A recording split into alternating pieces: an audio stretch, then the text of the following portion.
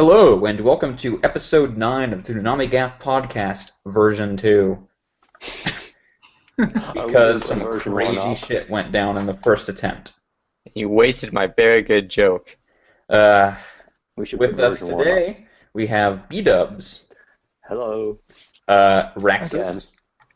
I put the dank means in all of Sentai scripts.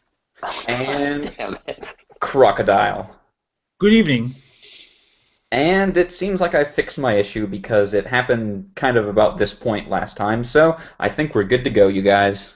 Alright, don't jinx me. Come through. The blood of the innocent will flow through the streets. Oh, that's new. Yeah, that's new.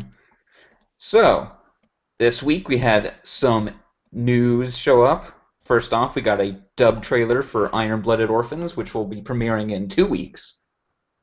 And it showcased some pretty fucking Gundam-ass Gundam dialogue.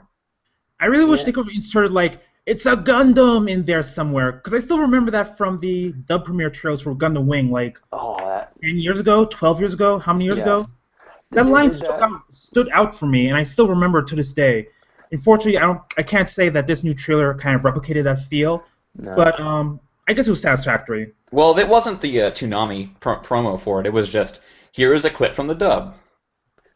They also had the whole dub at their disposal, I'm pretty sure, at the time, because they had episodes, things that didn't air for like dozens of episodes in the clips as well.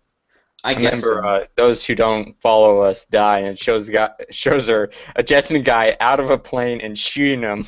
What? Oh, I thought you were talking about Iron-Blooded Orphans here. Gundam Wing trailer, but those were all dub clips, just spliced together to be a little spicier. So even that line was still from the dub from Gundam Wing, whereas this dub trailer was adequate but not really hype-inducing. That one guy in ToonamiGAF was pointing out how stupid that fall from the plane to get shot scene was, but it's like, you've missed the point. The point is that it's fucking badass, so shut up. Yes. Why would you shoot a guy after he fell out of your plane? Because fuck that guy. Exactly. She's that good a shot. Was it Lady Un, right? Or Un? However you pronounce the character? You put it in there because it's such an awesome moment for a promo like that. Yeah. And it's also a show about giant fucking robots. Exactly. But Which at the same time... Don't forget that. Yeah, but at the same time, I felt like your Croc is right that there aren't really any memorable lines from what we saw so far. Well, it's from the first episode, I think just the first episode. Well, I mean, you know... No, it's a little more than that, actually. I've actually seen the show already, so I can't recall exactly from which scenes all of the dub trail pulled from, but it's more than the first episode, I can tell you that. Okay. Yeah, my opinion of... I've seen half of the first season. Ironically, I put it at like 9 in my top 10 anime, and then I was like, and now I don't want to watch any of it anymore. So, can we just... Are we top 10. putting spoilers here, or can we just say shit? No, we should not have spoilers for Iron-Blooded Orphans. Yeah. No spoilers at all. But I'm going to assume you got to the, can I say, the blank arc? Is that too spoilery? I think I quit right before the one arc where everyone was like, what the fuck is this? And I saw those, reactions, and I was like, I don't know if I want to watch this right now. I feel like I know which point you stopped at and kind of why you stopped there. I will only say that if the point you stopped at is where I think you stopped at, it gets better. I'm not going to say the show has ever been, a 10 out of 10 or anything like that, but I think where you stopped at from what you're describing, which is around the halfway point of that season, is the nadir of that season. It's literally the halfway point.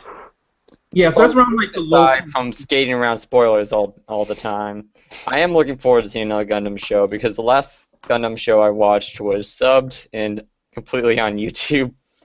But it did make me, it was Gundam Build Fighters, and it did really make me crave to see another Gundam series again that wasn't done by Tomino. Build Fighters is the one I wanted. Yeah. Because Build Fighters is awesome. Yeah, but I'm not if sure the Adult Swim audience couldn't accept that, then fuck them. I'm not sure how well Build Fighters works without the kind of base. I mean, obviously it's a good fighting shonen kids show, but I'm sure if you're not a big Gundam fan, it might lose a little bit of its appeal. I'm not sure. That might be what they're thinking. Also, there's no dub to my knowledge, or at least no good dub. I think you said there was a Taiwanese dub that's coming up or something. But that's the DVD release, the Blu-ray release that's coming from Right Stuff, it has an English dub. It's the Yeah. Taiwanese English dub, but it's like it's something. It's something.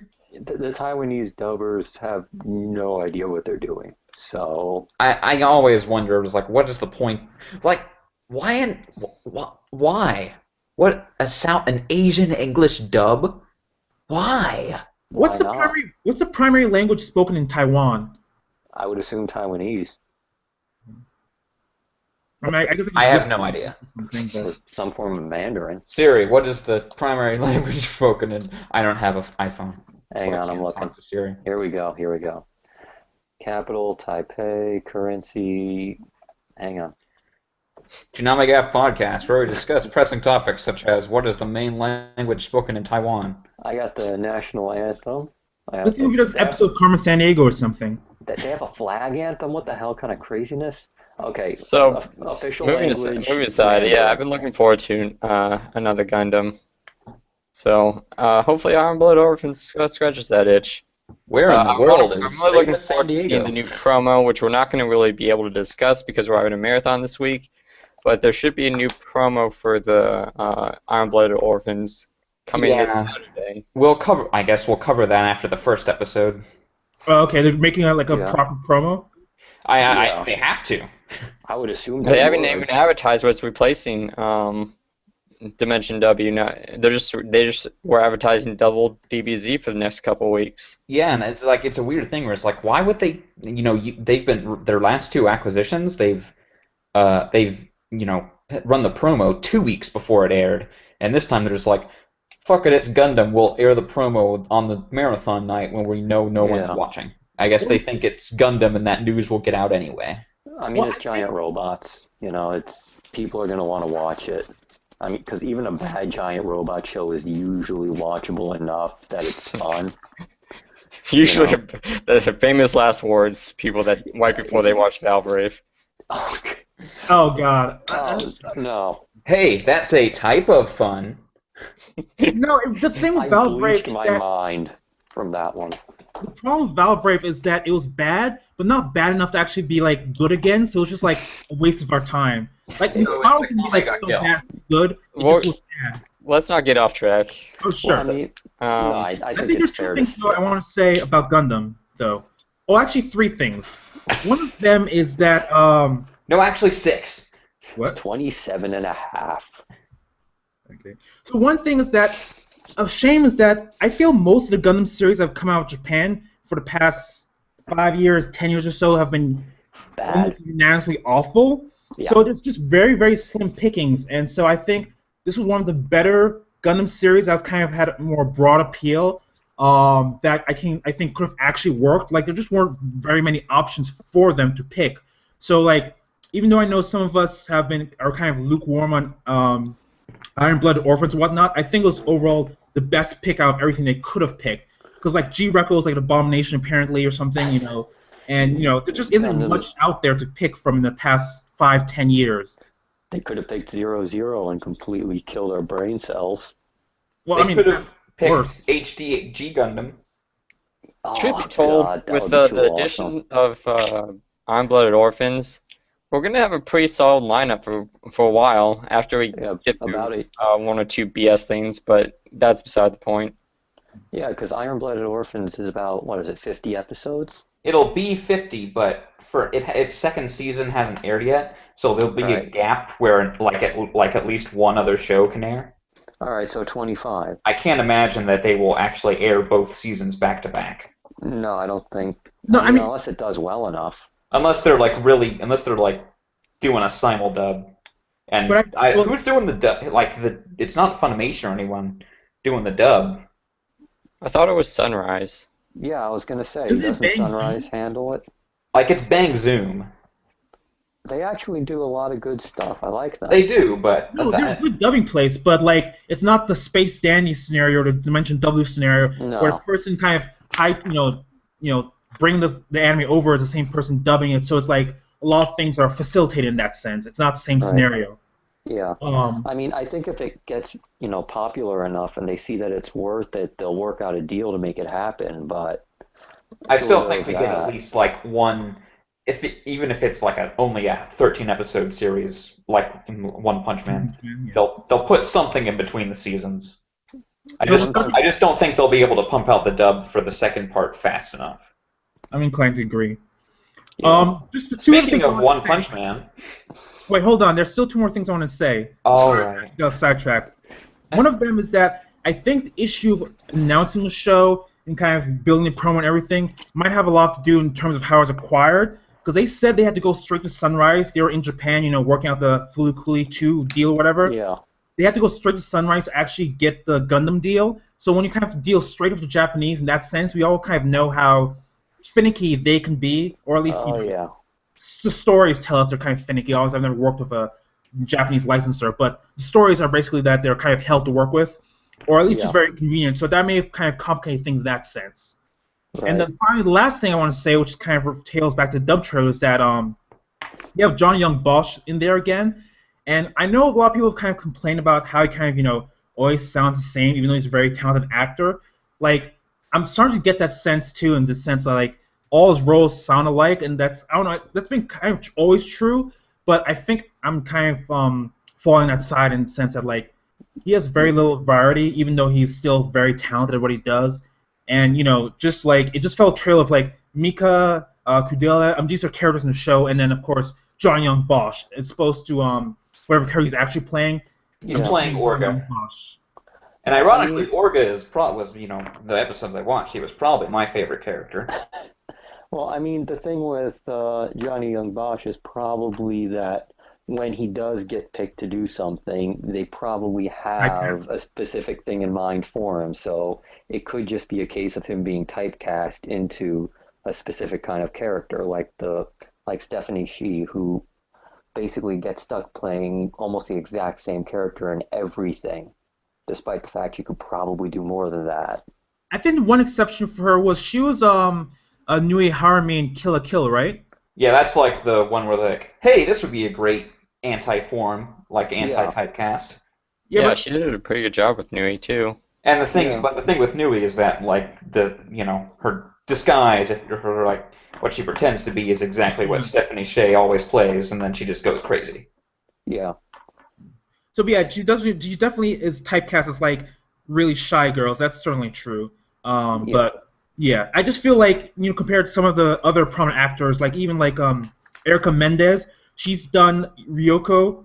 I've seen her in that like weird Pac-Man show she does in like Toon Disney or something. Yeah, like Erica Mendez has done Ryoko, and then she's gone, right? She's gone. She did Yuki, right? And then now she's gone, and they're like completely different characters. Yeah, she's displayed a wide breadth of kind of voices she can do, which is kind of obviously commendable. But I'm just kind of contrasting like her and her like wide breadth versus Johnny Young Bosch and him playing Johnny Young Bosch in everything he does. Well, and it's not like those three performances. It's like you can't even tell it's Erica Mendez. You can definitely tell it's Erica Mendez, but you don't immediately go like, "Hey, that's the one Erica Mendez voice." Yeah, like compare Gon to who she played Ryoko on Kill la Kill. She was Did you mention she was Yukiya in that Sword Art Online? Did someone mention that? Okay, I remember we gave her the award for best voice actor's performance. I didn't actually notice it was her until someone brought it up. She's really good. Yeah, no, definitely. But I mean, sort of going back to like Bosch and Shih and the sort of guys that do get typecast, I think that's partly because there's not a whole lot of actresses who are generally good at playing the shy girl, for example. Well, that and I always feel like there's they may be. I think you talk about solid voice actors, and then of course you can go back to people like Steve Bloom, or even going outside anime, we can go to people like Joe DiMaggio, who you can recognize Joe DiMaggio usually from a mile away, but they're still some of my favorite actors. They just have they bring a very specific voice to whatever role they play. Yeah. It's sort of like George Clooney, where he always looks like George Clooney, despite the fact he's playing someone else. You can't not be George Clooney when you're George Clooney. Yeah, pretty much. The universe won't allow it. The universe wants to look at that beautiful face. Well, I mean, I don't think I would ever respect George Clooney to be kind of like the Christian Bale of like starving himself for one role and then like working out for another role kind of thing. Like he sells Yeah, he himself a doesn't lot more go. as looks than a lot of other actors, so Yeah, there's a he lot doesn't go. less variation. Yeah, he Him and doesn't go Brad through Pitt, that sort of basically. thing. So, So yeah, One Punch Man. we'll give him a shot. We'll give Johnny and Bush a shot. We'll give a full review next week. I'm sure yeah, he'll be, Couple uh, weeks. 2 weeks After fine. that. I'm sure he'll be fine. He'll just sound like Johnny Young Bosch. That's all I'm saying. Right. Yeah. And so our second piece of news is that DeMarco held kind of like an unofficial, poll. I guess this is kind of like our bi-yearly what are the top 5 most requested Toonami shows thing. Just we only got 3, but he held an informal poll about what show people most wanted to see on Toonami, and the results it's were JoJo. number JoJo. 1 and spoilers, man. Who Fucking doesn't know? spoilers. Who doesn't know? Well, now I'm just not gonna say. I could have told you It's without the JoJo. poll. JoJo won by a pretty wide No. margin. Oh my God! I And never would have seen that coming. And I just have to say, thank fucking God. Dio totally rigged that poll. I'm just putting it Well, out there. we had 2 very good choices. I think One Punch Man came in second. One Punch Yeah. Man tied with Psycho-Pass for second. Oh God! And It's also, just anything besides we're gonna get Psycho-Pass. Psycho-Pass. Not psychopath. I've never watched Psycho-Pass, but I just hear like pretentious things about the first season, and the second season is probably apparently abortion of some sort. So I watched the first episode of the first season and I just turned around. is it like Edge on Edge or something? That's what I kind of heard or something. Well, It's super It's fucking hard- edgy. oh, it is, but You I can think cut it's yourself I up think that it starts out personally okay, and then it just goes as the series ends, and then it goes into the second season and just crashes into the ground. So it's like the second season of Darker Than Black, which was basically an abomination unto the Lord. There's a second season of Darker and Black. What are you talking about? We don't talk about it. We don't talk about it. I've never actually seen it though, but I just wish I wish it did get a second season because the first season is fantastic.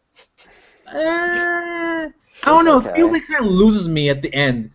Like Okay. I think the style throughout the entire show, but I feel kind of loses me at the end with the whole like gate, and then my sister is like travels back in time or some weird shit. I don't know. Okay. And my sister combined with me or my DNA or something. It just gets weird at the end. And then the toothbrush happened. Oh God. Wait. That's a Different different anime. series, isn't that? Okay, good.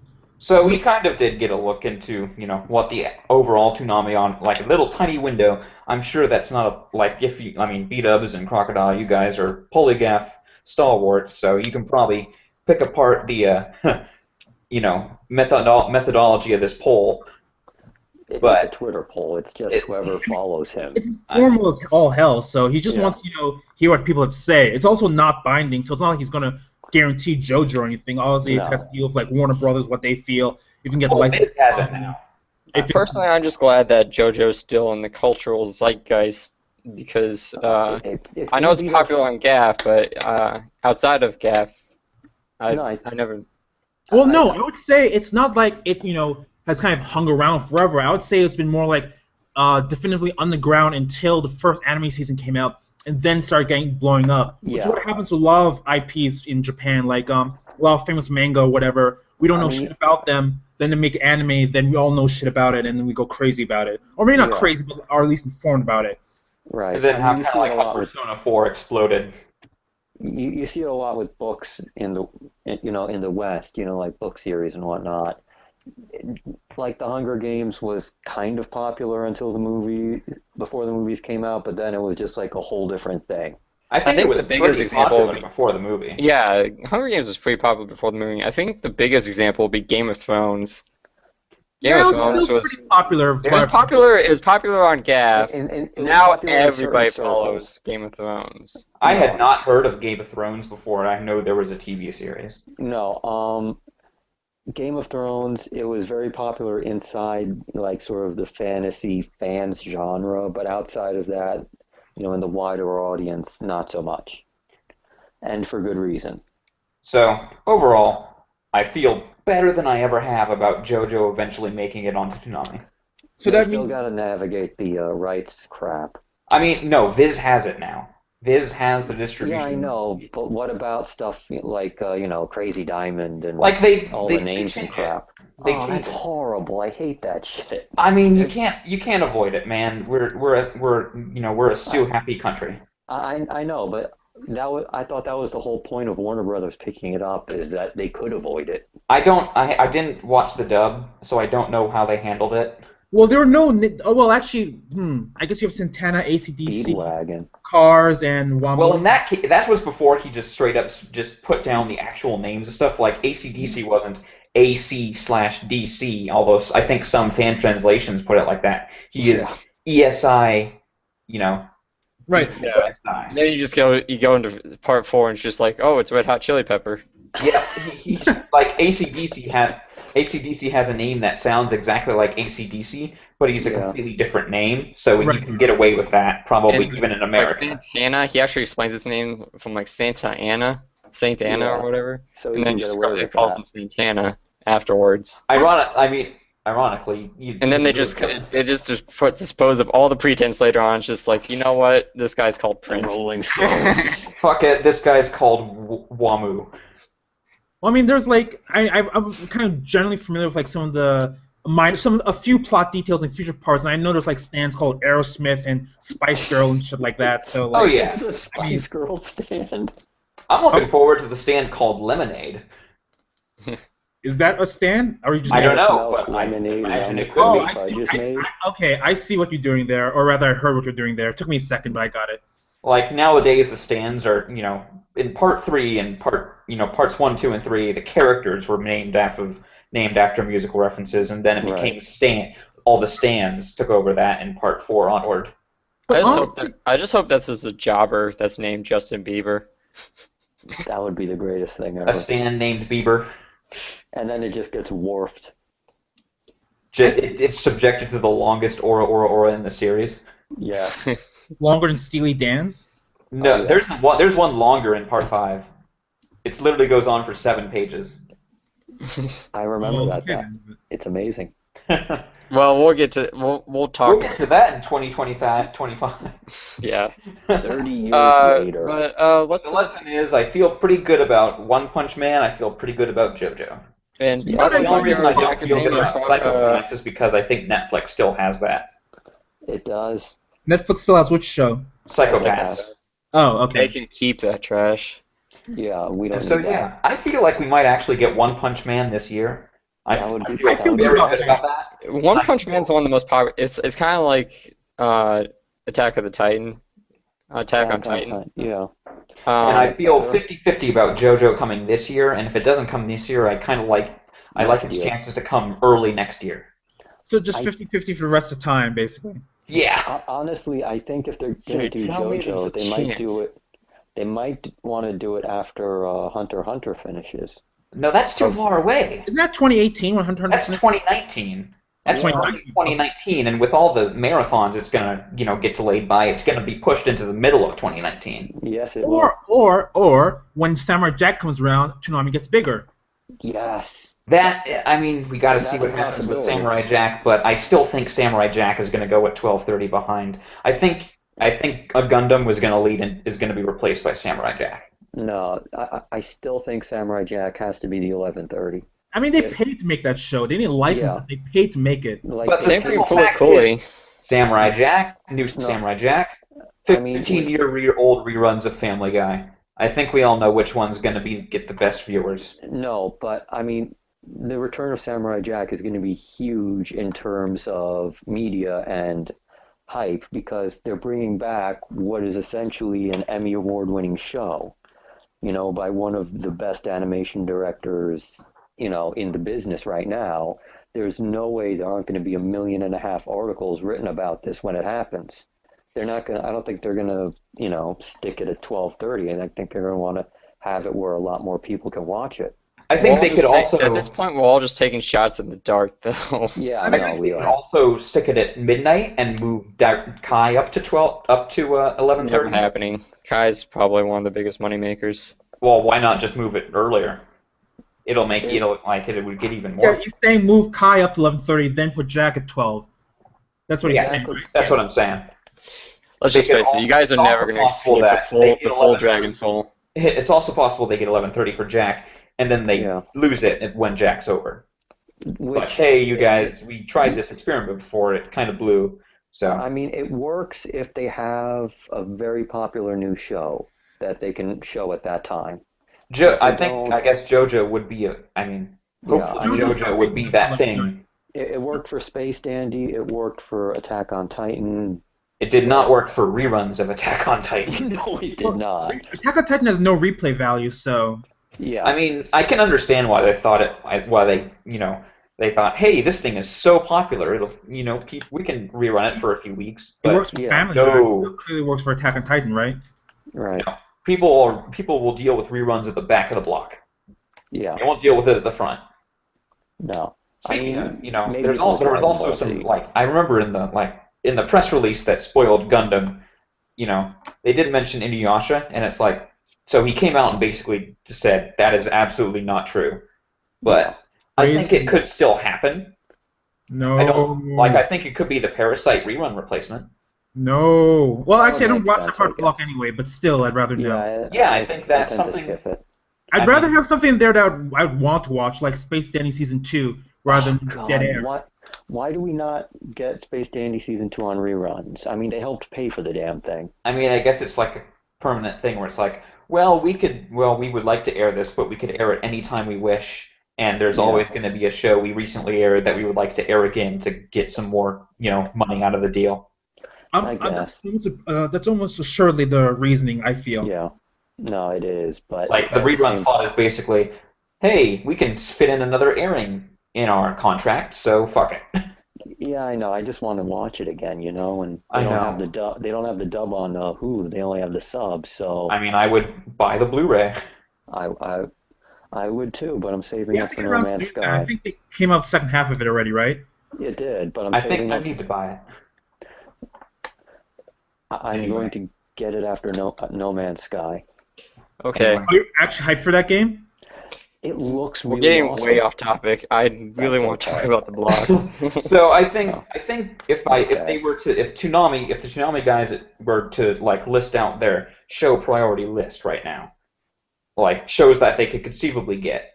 I mean, Dragon Ball Super would be at the top if not for technicalities, like they can't air it yet. Probably. Yeah.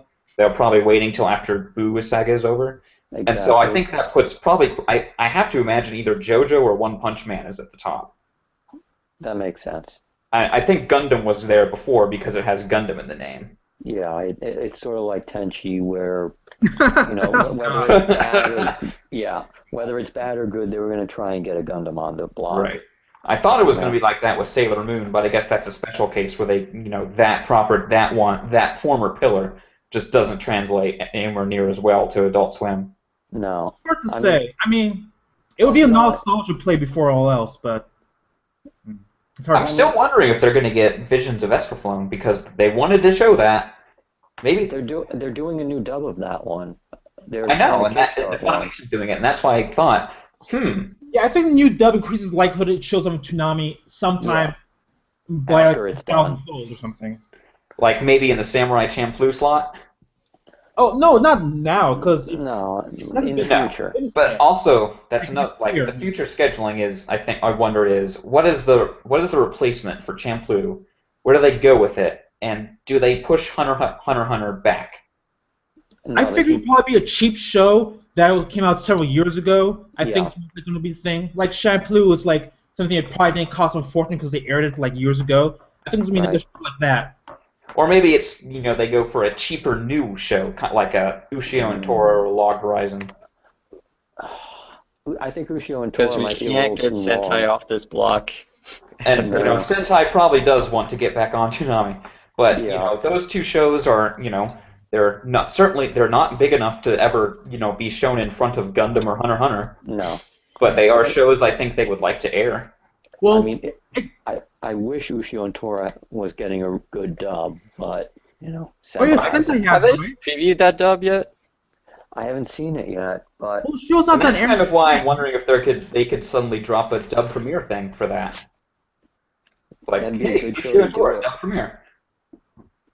So, B-dubs, I know you've read the manga for that. I heard they're condensing a certain amount of content into like 39 episodes? Is it like a butchering, or is it like still? I gave It's up. it's still pretty solid to show. From what I heard, they have the original author helping them figure out what to cut and what to keep in. Some of this, from what I heard from Bass, there was like one, maybe two minor arcs that got cut out that sort of lead to a little bit of, hey, who's this guy? I don't remember who he is, but he's not And that some important. character developments apparently come out of nowhere in the anime. Yeah, but other than that, it does seem like, they have the original writer on, the payroll, making sure that everything's going well. He gave them the outline of what to use and what not to use, and he just wants to see the final arc, sort of done, because I've read it and it comes together in a really fantastic way that it's really one of those series that has never gotten enough love anywhere. So it's not another final act, is what you're saying? No, it's not anywhere near that bad. I've watched the first couple episodes, like maybe the first season, and the pacing was fine. It was a little quick, but it's still very good. No, I watched the first few episodes as well, but I was just kind of like, I got bored of the show, honestly, so I just decided to drop it. But I was curious if, like, as the show went on, if the pacing became an issue ever. No, but it seems like it's not so bad. I watched the entire first part. I haven't watched any of the last 13 episodes, which I intend to do eventually. Mm-hmm. But it was pretty solid. It just I haven't gone to the previous season, which is I believe when they start to drop you actually start to see the discrepancies between the character development and stuff like that. Yeah, I mean, from what I hear, it's nothing like overly major, but it's just they skip over some breadcrumbs between certain places. Right. I mean, so Ushio and Tora has always seemed to me like this thing that is just such a natural fit for the block.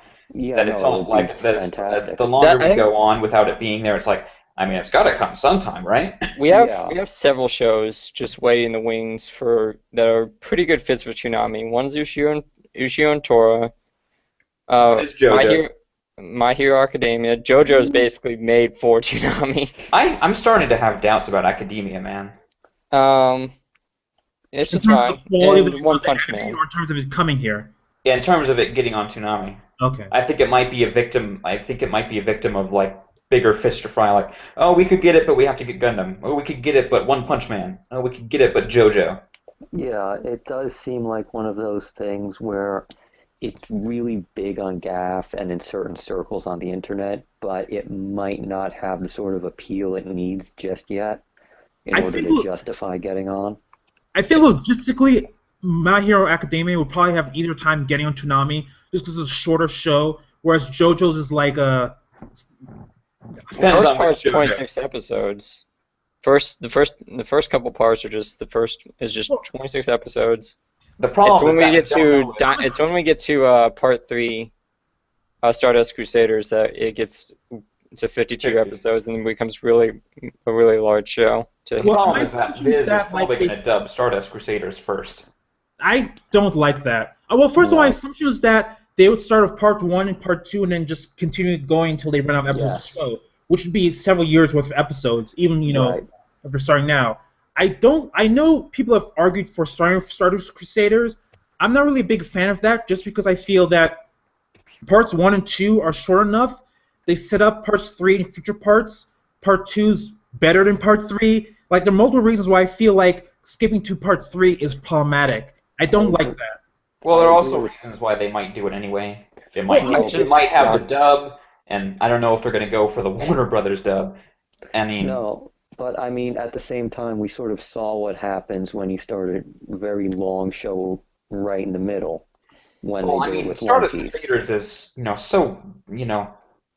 that's the thing with JoJo, is because it's split into parts. Yeah, like, the parts have links between them, but you can almost just jump in at any point. I don't know, man. I still think you need parts 1, and especially part 1, but also part 2 as well to really get the most out of part 3. You need at least part 1 to set Dio up properly. And then, of course, you got to get part 2, because part 2 is amazing.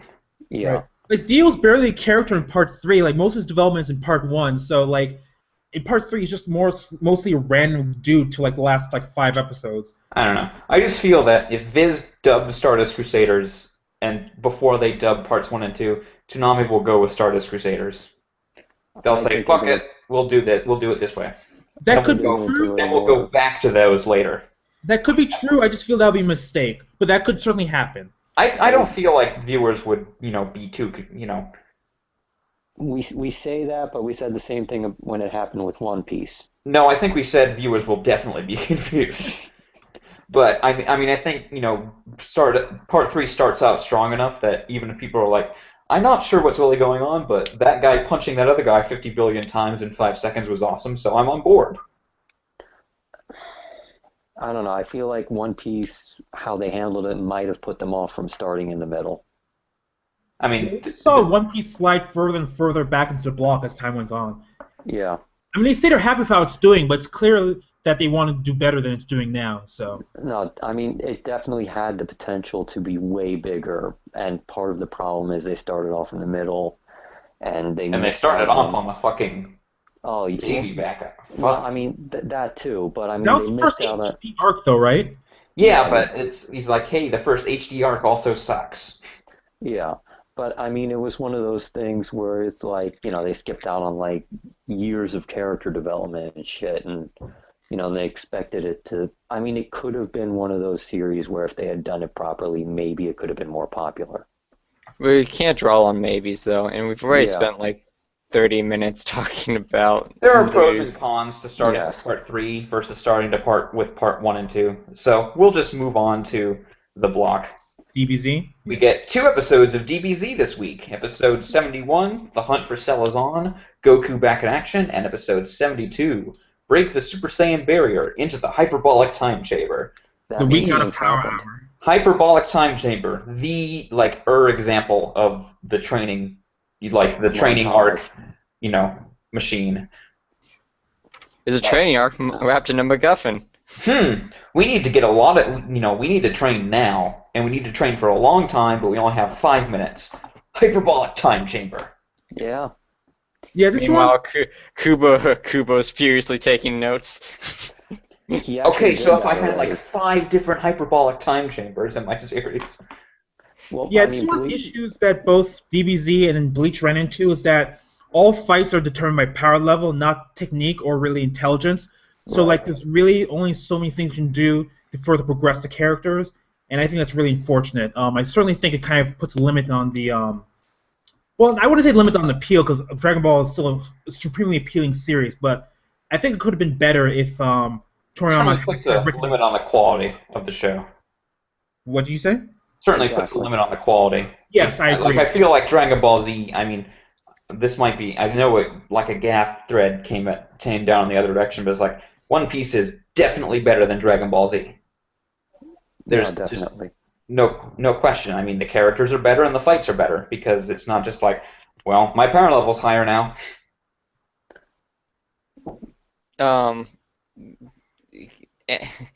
Breaking out the huge anime fight aside, yeah, I did just I always really enjoyed Dragon Ball more than Dragon Ball Z, just because everyone was basically at the same level. It was just this adventure tale starring Goku and friends going to fight these various different opponents, and it was funnier, and it was just a fun adventure, which we kind of got a little bit of in the beginning of Dragon Ball Z, but past the Frieza arc, it just goes real. It just takes the status quo. Basically, all the characters you follow are the Saiyans. Piccolo, unfortunately, becomes kind of a coincidental character, despite being one of my favorite characters in the series. Yeah, this is pretty much the last time he's really relevant in fights for the rest of the series. And even then, it's like, hey, here's Piccolo's arc-required power-up that goes nowhere. Well, I mean, everyone gets one of those power-ups. Not Yamcha. Where's Yamcha's power-up? Dude, Yamcha's bottom of the ravine was buried in a dark room. I think one of the interesting aspects of this arc is, or at least this portion of the arc, is kind of this somewhat horror elements it takes upon itself. I think that's something you don't really see often within the context of DBZ, with the kind of the menacing Cell and kind of his machinations as he moves through the city, devouring people. Like honestly, oh, were you about to say something? My favorite part of the episode, which I really wanted to delve in on, was just that whole horror sequence where it's just the woman and the kid running away from Cell. Just the whole setup and everything. I loved that. I mean, it was like a solid 15 minutes of. We're definitely getting a lot of different tone here from Dragon Ball Z in this arc. Which, I mean, it's nice considering Namek was all just like, I'm gonna beat you up. No, I'm gonna beat you up. Well, I appreciated Namek. I got more powerful because you beat me up. Yeah, I mean, I appreciated Namek because it kind of there was especially Vegeta was a very central character from the Namek arc, kind of like his plans and how he was kind of trying to outwit Frieza and his men. I thought that was very interesting. Like there was always kind of like the Zenkai boosts and whatever the hell those were called, like all over the place, and that was kind of dumb and pretty much a good thing's been written out of the series at this point. Yeah. But I definitely felt there was kind of like the Namek arc had a very thinking man's game to it for a good portion of the arc, and I very much appreciated that. It was kind of certainly another departure from the kind of standard DBZ formula in the sense of how the horror elements here are another kind of departure and are certainly appreciated. Right. I mean, that happens a lot until Goku shows up again. Like we'll have, they got to stealth around a new planet because everyone's so strong. Oh, Goku's here. Let's just bum rush everyone and kill them. And we got this horror monster. It's gonna, destroy the planet. Oh, Goku's here. Let's train so we can kill it. It's like, for some reason, Goku is very limiting in what the arcs can look like after he shows up. I mean, just blame Toriyama and the way he wants to write the series. That's all on him. Yeah, no, I know. But, I mean, at the same time, it's like Goku is the sort of one-dimensional character where he can only beat a dude up. And when he shows up, that's exactly what's about to happen. I think the issue is that Goku doesn't really develop as a character, whereas even someone like Vegeta has marked character growth throughout the entire series. And sometimes there are regressions, but you see him change and grow, even moving to Super, which has a lot of character development for Vegeta as well. It's a little spoiler, whatever. But yeah, that's the issue of Goku. He's a completely static character, which certainly has its appeal, but kind of make writing around him and making the central character kind of problematic. Which is why when they tried to move it to Gohan, I think that was certainly the best direction for the series to move into. But then he took it back at the end anyway to whatever. Because everyone wanted Goku anyway. Yeah. Well, I liked the idea of making Gohan the main character because honestly he's more interesting than Goku is. He's smarter. He's strong enough.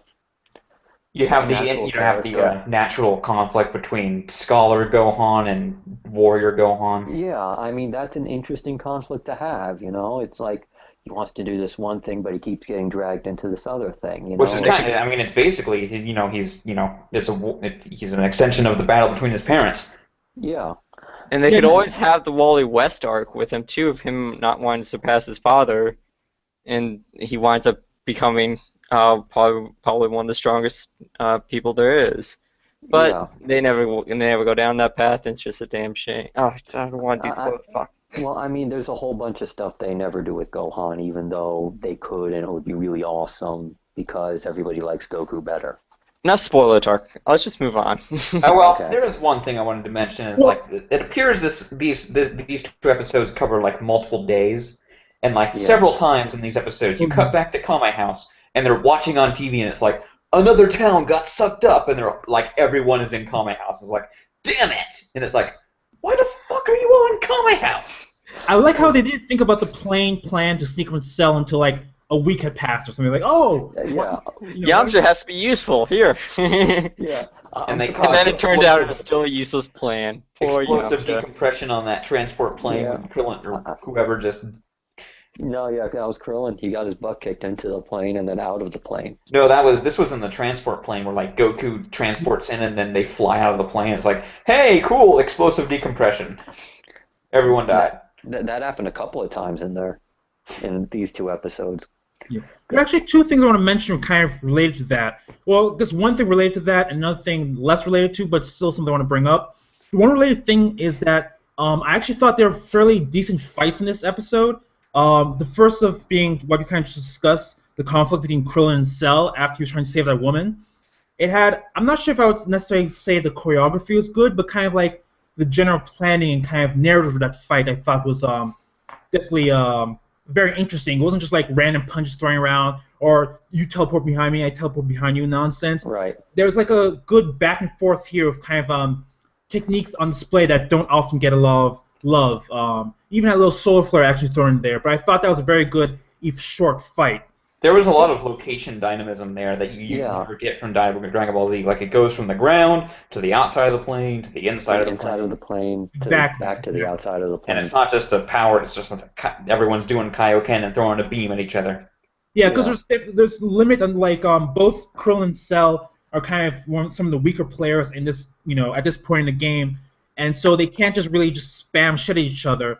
And there's also kind of like, they're not even really evenly matched. Cell is still clearly superior to Krillin, so Krillin has to like outplay Cell to even like stand with him. So that, again, that kind of makes the fight a little more interesting when both of them can't, when they're both limited in terms of like what they can do, but even then there's a mismatch. So one is still clearly stronger than the other. So Krillin can't approach the fight head on. He has to like play around Cell to kind of, buy time, so to speak, or maybe sneak out a win. So I think it's a very good dynamic you don't see very often in Dragon Ball. It's usually like evenly matched for like forever, or just someone gets pounded into the ground in like 2 seconds. Right. Yeah. And I mean, in that fight, Cell also couldn't go hard on Krillin because he wanted to absorb him. He wanted to get that juicy, Krillin juice. Oh, that's disgusting. And there's also the thing he has to be worried about Piccolo and someone else approaching him if he like raises his power level too high. Yeah. So that's something he has to keep in mind as well. There's a lot of things people have to keep in mind during this confrontation that I think make it more interesting than it normally would be. So what was your second thing? Oh, well, there's another fight I want to mention was the beginning of the Piccolo versus number 17 fight, which my recollection is that it's one of the better fights in the series. We'll see if that plays out when it continues in, I guess, 2 weeks or whatever. But I just remember that fight being generally one of the better ones in the series. And so far it's kind of played out like a typical DBZ fight. But again, I think there's a little more dynamic action to it than you expect in a lot of other fights. It's certainly much better than the Piccolo versus Cell fight we had a little bit ago, which was mostly monologuing for like 3/4 episode. So I thought that was good in that sense. And again, as I said, I remember it being a particularly good fight. Hopefully our memory is correct when we move to finish it in the next couple of weeks. So, we say this every week, but I love the 4-star version of that fight. Piccolo versus 17. You haven't? It's very good. Well, I'll make sure to make some time to check it up on YouTube after this. But I guess I've never seen it. I'll make a note of it, though. So, yeah. The last thing I want to mention about this, and probably the last thing we probably want to say about the DBZ episodes, is how well the Goku and Chi-Chi relationship was written in these 2 episodes. It was actually, it took me aback because so often Chi-Chi is just like a shrew, a she-banshee beast thing, not even a real person. And Goku barely treats her like a person. But this time, these 2 episodes they cared about each other. They acted like a human adult couple, and I was like, it's like how she was when weird. Dragon Ball. It's like Toriyama remembered how to write a relationship between 2 people. I'm like, wow, this was actually interesting, and I was shocked that I'm like... And then Goku murdered her. I was expecting that. Yeah. So that just really took me aback, and I felt I just need to mention that, because it was just like, wow, this is like good character relationship writing in Dragon Ball. I don't understand what's happening. Yeah, I just felt I had to mention that. What is even going on here? This makes no sense to anyone. This isn't what they watch Dragon Ball for. What do they got this in here? Show me more burly, muscular men beam spamming each other. So, yep. It's Hunter now? Hunter. Episode 6, A Surprising Challenge. This is the episode where they basically just make Shokugeki no Soma before, like, 20 years before it actually happens. Just say Food Wars, man. Just say Food Wars. No. Yes. No. Yes. Fuck that. Wars. go, go fuck I mean, before we start with this one, I feel like I should mention that they did change this challenge a lot from the original, in that they did make the boars into, fried meat, but then they also had to make sushi after. And it's a damn shame because there's a hilarious part where Hisoka presents his sushi, and they cut it out completely. Like Yeah, we he's didn't get to almost see got- Hisoka's stuff at all. Yeah, he wasn't in No. this episode at all, really, which is I thought was surprising. Except at Like we end only when he's saw about to some kill quick a bitch. cuts when he was like getting out his cards, and it's like, hey, he's gonna kill this examiner.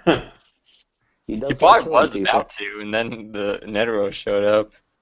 And then Netero stared at her boobies. And then Netero Oh, and then he God, tries I to kill forgot about Netero, and then Netero beats him into the fucking ground. Well, we'll get to Netero in Eventually. probably a couple episodes. But, when we I don't know too much about Hunter x Hunter, but the sense I got from the thread was that this was a big shot who plays a big role in the future arcs. So Yeah, I guess. no, he's but the, we're not going to discuss because I want to try and keep Hunter x Hunter spoilers to him, as right. unspoiled as possible. But I think what we can say is that he is the A big player, chairman. yes. Yeah, he's the chairman of the Hunter, organization. He's basically in charge. And as a shonen So- organization, That means he's the strongest person there. that means he's gonna whoop your ass. No, He's he's also an actually old guy. third He's also an Hokage. old guy, which means he's definitely gonna whoop your ass. So he's Was like it- the third Hokage of Hunter x Hunter. What? He's like basically the third Hokage of Hunter x Hunter. Yes, exactly.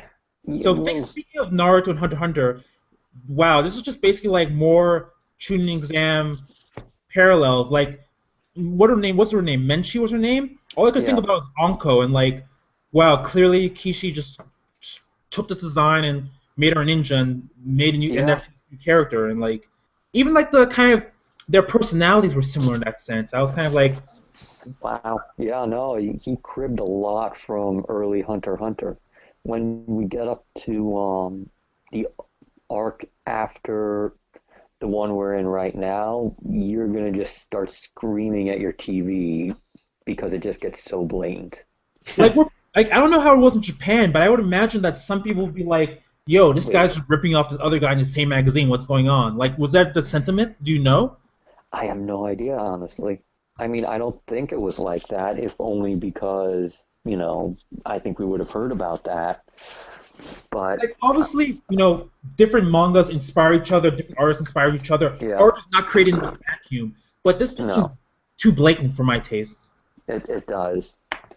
It's just, I mean, I recently read this book that basically, and I do apply this a lot to everything else, so I'm not too bothered by it. But if you see a good idea that someone else uses, there's nothing wrong with taking it and using it for yourself. Oh, of course not. Of course not. No, but this is basically like Wholesale almost rip-off. plagiarism. Yeah, it kind of. It's like two steps away from being sued.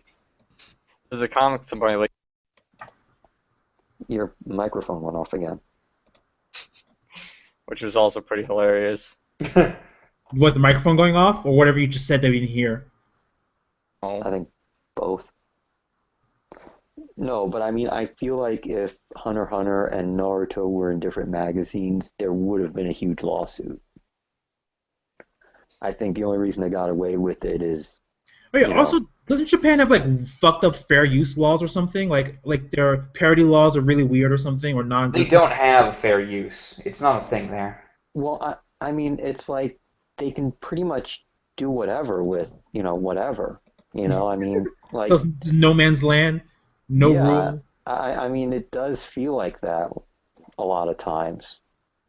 Because like Comic-Con it basically exists for people to hawk their fanfic.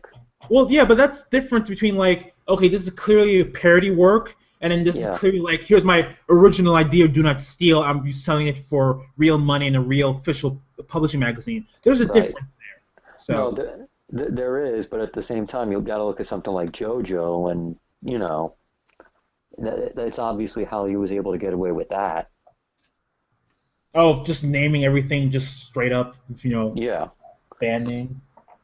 yeah. I mean, so I feel like there's definite benefits to having, very lax laws in this sort of situation. As a creator, it definitely gives you a lot of freedom to work with. But at the same time, you're left with people who will get very lazy and will just crib whatever is popular.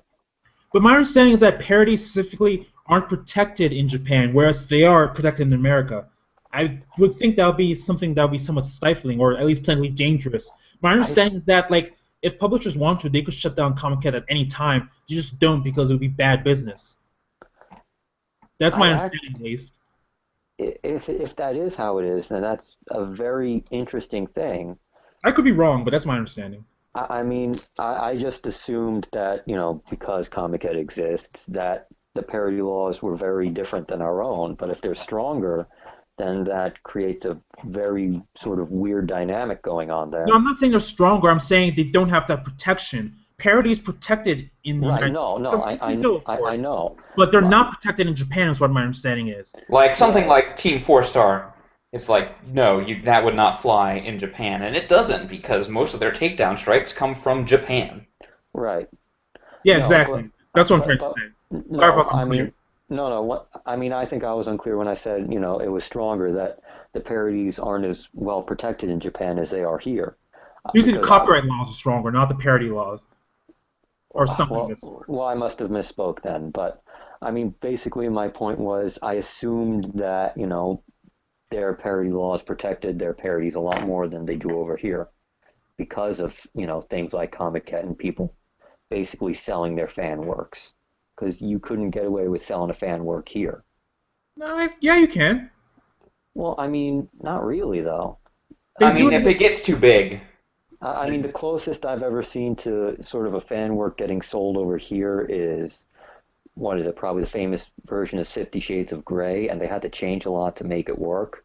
Oh, that's by official publisher, but you can sell fan works at, like, conventions all the time, and they do. Oh, well, no, that's a slightly different beast, I would think.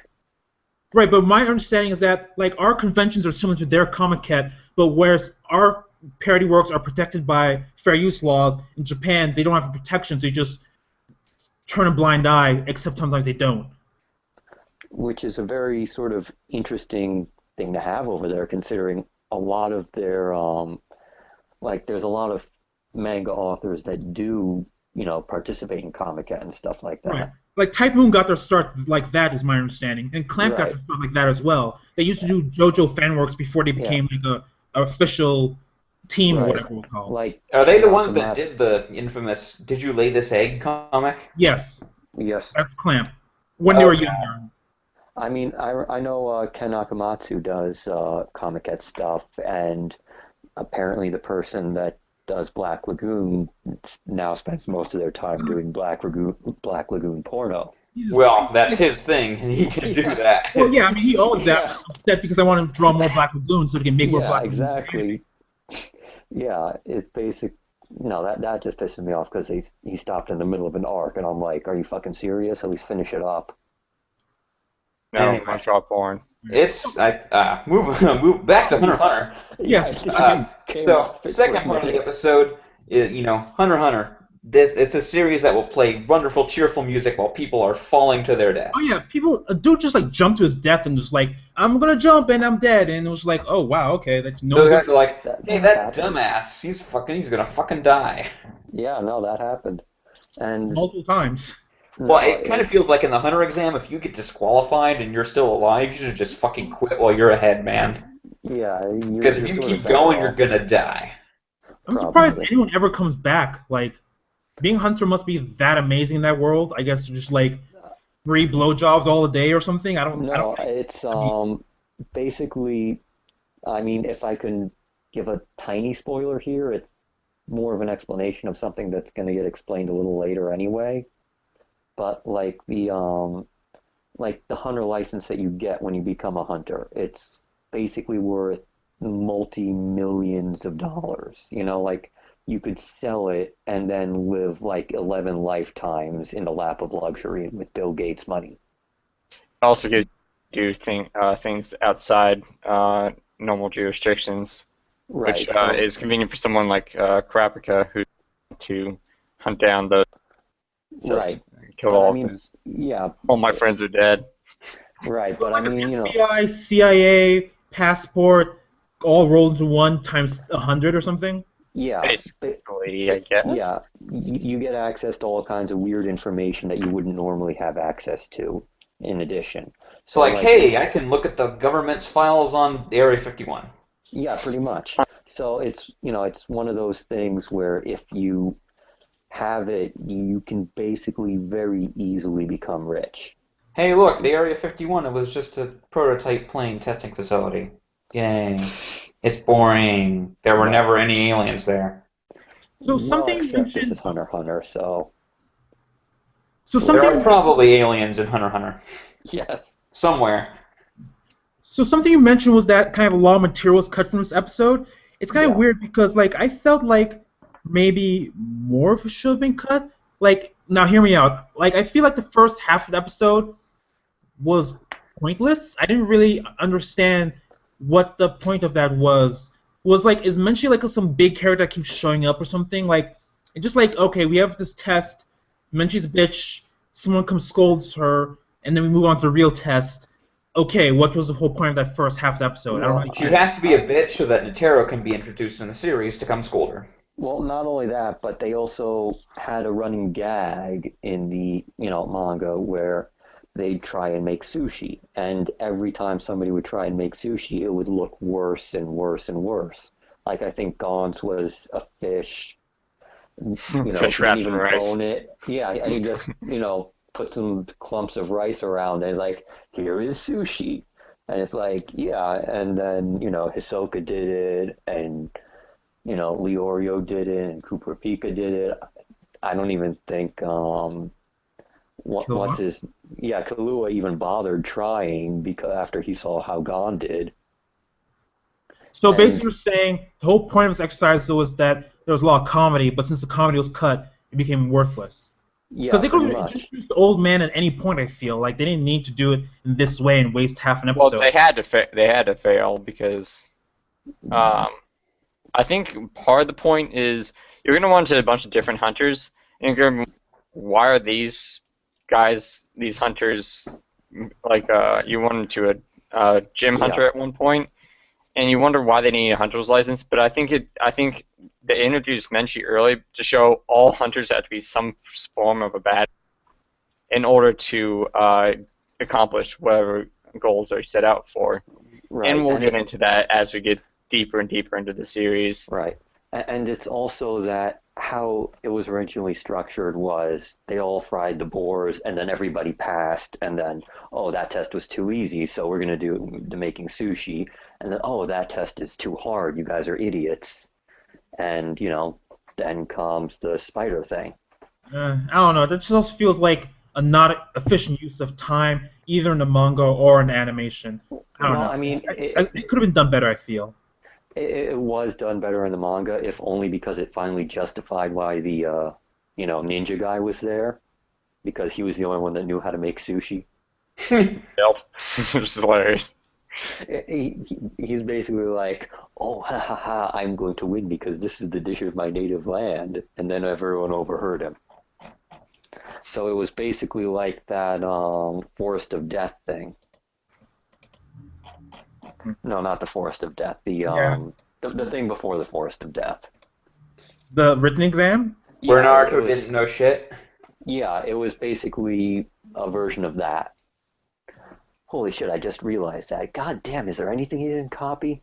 Well, that's really quite different. Honestly, I feel if you're going to make that comparison, I hate to say it, I think Naruto did it better if that's a comparison you're going to make. Yeah, no. Oh, don't worry. Hunter x Hunter has plenty of time to one-up it. Yeah, I don't doubt that. I'm just saying, you're going to make the comparison. Even but even in the manga, this was one of the weaker chapters. Moving on. Yep. Champloo. Samurai Champloo, episode 21, Elegy of Entrapment, verse 2. It's the second episode of a Samurai Champloo two-parter, and they all kind of end up the same way. And it's also continuing tonight's theme of no matter what disability you have, you're a secret badass. Yeah. Who else had disabilities this block? I'm just saying, like, Netero is old, but he's secretly I don't bad think at that it. counts. It's not old is not really a disability. Like if you have dementia and you're old, that's disability. But or I guess some disease or whatever. But just being Fine. old is not disability. Fine, okay, it's not a theme. Hey, this character you wouldn't expect to, kick your ass is totally gonna kick your ass. Yeah, but well, no, but honestly, blindness in anime is just like a power up. Honestly, like you just like I feel All like blind every people anime became character just, secretly like Daredevil. I feel like every anime character just poke their eyes out and he'd be like 10 times as awesome. It's just really. It happened to Kill la Kill too. A guy took out his eyes before Yeah, no, I mentioned that got last better. week. Like he just blinded himself. He's like, now I'm more powerful. Well, he didn't take out his eyes. He just sewed them Should shut. have shut. The heart of the Easily mind or fixed later. whatever nonsense. It's the same thing. Yeah. But anyway, I think a few things I want to mention about this episode. I guess overall, and it's something I've kind of come to remember as I've rewatching the series. It's not the first time I've seen it. The series is very it's supposed to be like a balance between like Mugen and Jean, but I feel overall it's a much more Mugen focused and Jean focused. Because Jean has his own unique episodes. Like for example that the woman he saved from prostitution a while back. But I feel like a lot of like the big conflicts or like the dramatic moments kind of all come back to Mugen. Like he gets the best fights, he gets a lot of the best scenes, the like most significant moments. You even see at the end here we have that same drum music that played at the end of episode 14 when Mugen came back to life, quote unquote, from dying in the sea to kill that dude who's you remember how episode 14, right? So it's the same thing, same dramatic tension, same dramatic music, same dramatic showdown. It's Mugen again. I feel like he gets to steal a lot of the spotlight, which is a feeling I had when I first saw the series. I think I forgot about it, but rewatching now is bringing this all back to me in terms of like I feel it's a very Mugen-focused series, which is not a terrible thing, but I would like a little more Jean-focused. If you know. I mean, honestly, going through the episode up until the final fight, it really did feel like Jean was going to be the one to challenge her. Because he had learned from Johnny about the fish in the water and all that stuff, and I'm like, oh damn, he's gonna fight her, and this time he's gonna win, and he probably could have, but then instead, we had Mugen fight her and he lost. Oh yeah, we're going to got 2 fights this episode. Yeah. I'm just remember, that meme where like one person's like, how come mom lets you have 2 of this thing or something? It's like you picture that Jean was like asking Mugen, how come mom lets you have 2 fights in an episode or something? It's like just like that. How come I never get to fight? The lesson this episode shows us is that when they kidnap your child and tell you to do something so they won't kill your child's already dead. It always works out that way. Because government. Also, listen to the hobo who catches fish with his hands, because he's secretly a Miyamoto Musashi. I mean, if you're catching fish with your hands, you're pretty cool. Yeah, but he never actually did that, did he? No. Speaking of the child, though, I thought the moment when she actually realizes her child is dead at that like last confrontation between her and the CP9 agent, I thought it was a nice touch. It kind of clues you in if you're paying attention, like, oh, she gets it, and then if you're paying attention, oh, you get it, and then the ending is less a surprise. Yeah. I also thought another good thing about the episode, or interesting thing to note, is that, and I saw a few people discussing the thread, was kind of the interplay between the actual artwork and the animation. Something you often see in a lot of anime, and I'm sure you all guys are well experienced with this, is that a lot of times animation will be done in service of the animation as opposed to in service of the actual art. So sometimes the style kind of, it seems degrade, quote unquote, but really what they're doing is just they're putting more effort and emphasis on the actual fluidity animation. And you can definitely see that paid off a lot in the sword fights. So you did get some funky faces from time to time, but I think that was more to make up for the just sheer quality of the animation. Yeah, so you saw something like that in, I think a really good example of that is the Spectacular Spider-Man cartoon, because all the designs for all the characters were very simple. Nobody had pupils in their eyes. They were all very sort of blocky, and well, not so much blocky as you could tell that they were made up of specific shapes. They didn't go for like a very realistic style, but it really paid off when they animated fights and whatnot. So, there is a certain trade-off between, how much detail you're going to put in and how much detail you want to put in the animation. Well, that's kind of the dichotomy that runs between Western animation and Japanese animation, in the sense that Western animation has very, very simple designs, whereas Japanese animation tends to be more complex designs. And that, of course, has impacts on how they're animated, of course. But that we kind of two schools of animation tend to diverge in that kind of sense. Though it's really weird because I feel like overall Western animation is much more consistent, which has to do with part due to their design philosophy, also due to just their scheduling as well. They just, you don't tend to get the same sort of crunch times in, at least from my understanding of kind of Western production schedules as you do in Japanese production schedules. But I feel like the highs tend to be, you see them more in Japanese animation, but they're more punctuated. They're very short. They're very kind of like every once in a while you get that really good animator or animators on working on this episode. You can really tell the difference. There's a Naruto episode like it hasn't happened in Shippuden then. No one cares about Shippuden spoilers, right? No, I don't think so. The Pain versus Naruto fight. There's one episode where I guess I just gave someone a PTSD or something. I don't know what's. Yeah, no, I know the exact one. Is it the frogs making soup, or is it Pain running and his the face? Running one, where clear like everyone says, oh my god, it's so ugly, but what's really happening is that the animator is just saying, fuck the art, I'm all in on the animation. That's what he's doing. And that's kind of something happened to the same thing in this Shampoo episode, though to a lesser degree. But yeah, I think that's just kind of a way in terms of how Western animation and Japanese animation tends to differ. Also, another thing is that I feel like we often, or at least more easily discern when a specific animator is working on something in Japanese animation, whereas in Western animation it tends to be more difficult. At least more difficult for me. Maybe I'm just dumb, but I feel like you see the intricacies of particular animators more easily in Japanese animation than you can see in Western animation.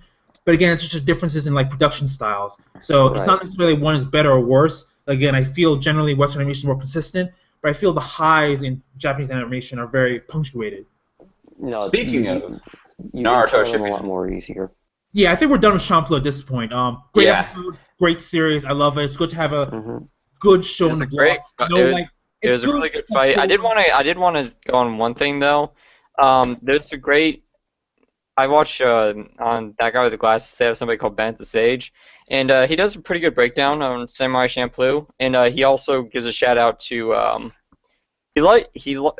in short, he liked the series, but he does give an explanation about why Champloo's a little bit more unfocused. Cowboy Bebop. I think he does give a shout out to one of the writers of Cowboy Bebop, which kept the story focused, and why the things may be a little bit off kilter on Samurai Champloo, but still very quality. Who did this? Like YouTube videos talking about, or? Yeah, it's basically a YouTube video. What was the person's name? I couldn't catch it. I'm sorry. Bennett the Sage. Bennett the Sage? Yeah. Okay, I'll keep a mental note of that. So yeah, Naruto Shippuden. So we've been kind of like. Yay, we're back into canon. Oh God, we're back into canon. Oh God, it's actually not that different.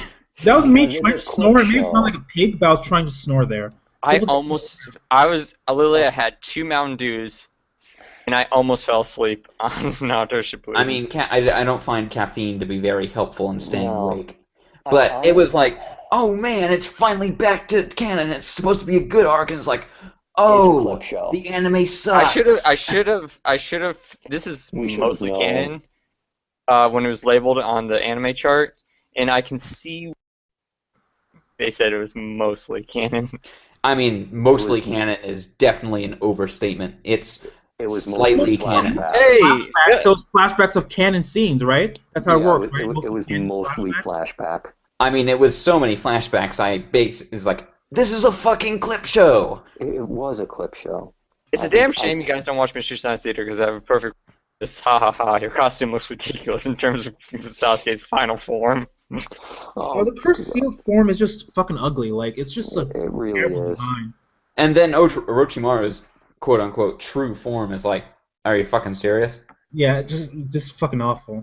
Like, honestly, if I'm honest, I kind of think Shippuden is kind of an offensive show. Not offensive in like it says something offensive or like something fucked up shit happens in the show. It's offensive to your like, sensibilities. How bad it is. Just like it's just written poorly, animated poorly, drawn poorly, constructed poorly. Just like I understand that these are guys like slaving away in like little cubicles doing what they gotta do. I'm not trying to shit on the people back in Japan who make the anime, but it's just a bad product. And that's me. That's on the blog for like the next 20 years. It's just not a good anime. I don't want it on the blog anymore. It's just bad. I know brings in ratings. It's a bad. It's going to improve. I don't disagree. Promise you that. Not a whole lot. Shippuden is basically, even I don't want to get down, current One Piece is the show where it's like everything is like, fuck it, you're gonna watch it anyway. Like because it has Naruto in the name.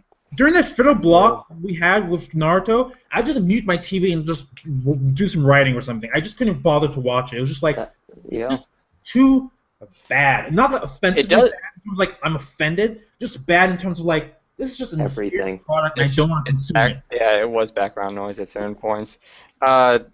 I will say this though. It did remind me of that GIF. Man guy always posts a Fujimon with the snake in his mouth and shaking his head. It was like that the episode.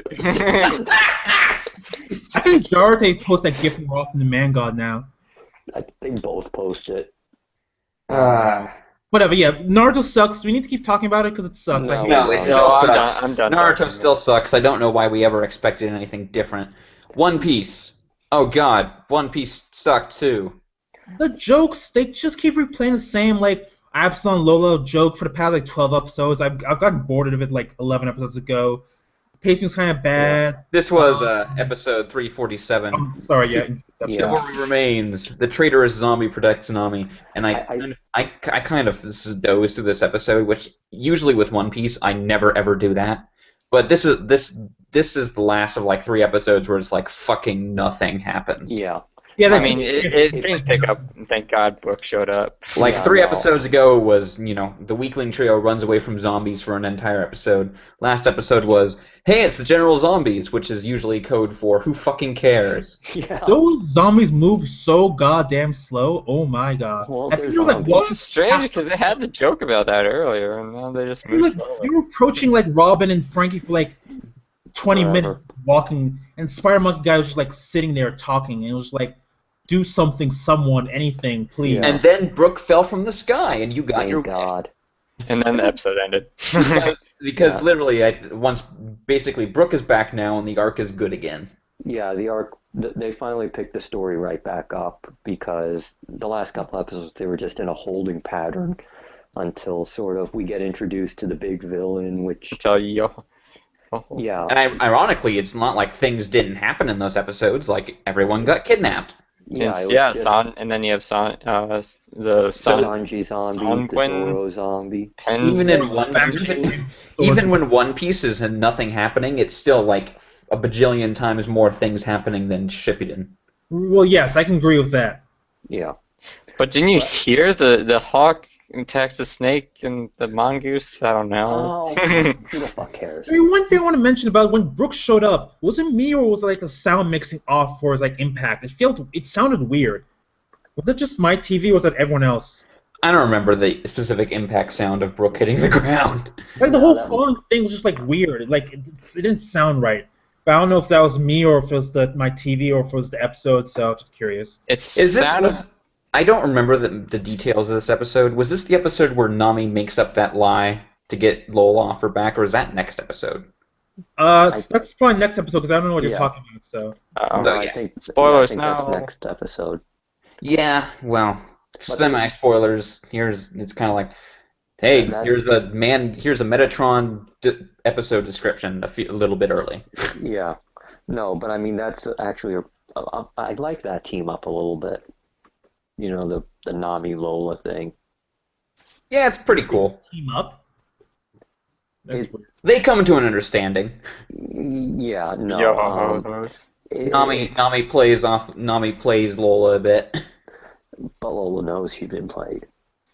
So yeah, the best episodes of the night were Dragon Ball Z. The whole horror sequence was really great. Samurai Champloo and. Though Dragon Ball Z and Samurai Champloo. Yeah, everything else I'll consider like whatever, and whatever to bad. Yeah. Hunter x Hunter's like whatever. Naruto and One Piece are bad. Naruto's much worse than. I know you, Crocodile, are one of the only ones who's new to One Piece. Like I'm culturally familiar with like through cultural osmosis. I know like some of the shit that goes down later. I just haven't really seen it. Like, can I just start saying One Piece spoilers or something, or is that bad? No, you should not. But do you know the big twist of this arc regarding Brook? No, he does not. He does not. I think I might know. I mean, can I say what I know? No. No. Well, okay. No. Ask me a question I can't even answer. All right then. Okay. No, but I think I'm getting kind of disappointed because I feel like Seida's not going to be back for that. Oh, because he doesn't know what that's coming either. No, he has no idea. Oh God, I wanted to see his reaction so bad because that is one of the craziest twists ever.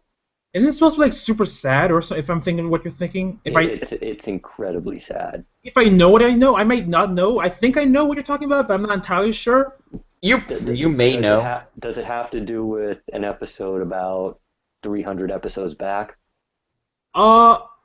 I like honestly, I kind of want to say I kind of know what you're talking How about about. instead of dancing around it, we just get to We wrap can't up. because it's the that's it. That's Yeah, it. we're done. We gotta stop. We gotta stop. We can't help ourselves. All right. Well, So, I I know. mean, You I can guess- say it after we. yeah, when the episode goes thing. live, we can talk about it or something. Well, when it finally goes live, it'll be like, finally. Wait, we haven't been recording this whole time? God damn the it. episode goes dead. You know what I meant. Whatever. Unlive. So, thank you everyone for being here. Thank you, Crocodile. Sorry if I was a little just It was I don't know. I mean, hopefully. You were fine. Well, No, you filled in the Seda role quite perfectly. So. With the guy who you had a lot to say, so thank you for that. Yeah. Because sometimes we get 4 people in here and we're all just like, I didn't talk about One it all Piece. towards Okay. Well, I mean, I guess I had fun doing this, so I'm certainly game to do this because I'm free. So yeah, I think I'll ask you back. just let me know what's going on. And it's, yeah, it's like, yay. People everyone else. You're fired. Everyone else, you're fired. Raxus, you're fired. I expected that much. But no, thank you, Raxus. No problem. And B-dubs. Hello again. Hello. Goodbye. Goodbye, everybody. We didn't actually record, so now we actually have to start. Oh, God damn it. I'm kidding. Oh. This has been episode 9 of the ToonamiGAF podcast. See you in 9.1. 2 weeks on Monday, because I have prior commitments. All right. See you We'll then. have more to talk about, thank God. Yep. Yeah. We all have a new show to talk about. And And we'll shit see you on. then. Goodbye.